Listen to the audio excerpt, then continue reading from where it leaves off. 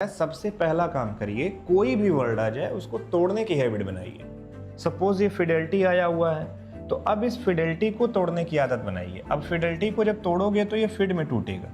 और अगर आपने फिड के बारे में पढ़ा है तो आपको पता होना चाहिए रूट में कि फिड अगर कभी भी आएगा तो ये ट्रस्ट के बारे में बात करेगा।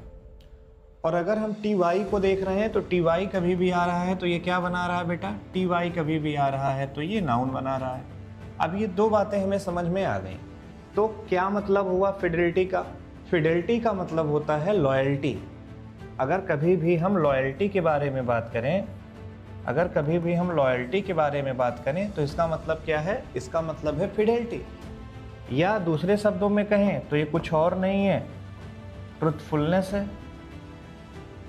तो ये फिडेलिटी वर्ड हमें अपने आप में क्लियर हो गया। फिड का मतलब ट्रस्ट क्लियर हो गया, फिडेलिटी से हमें लॉयल्टी याद हो गया और इसी से हमें ट्रुथफुलनेस याद हो गया। अब कभी भी आप इन शब्दों को नहीं भूलोगे।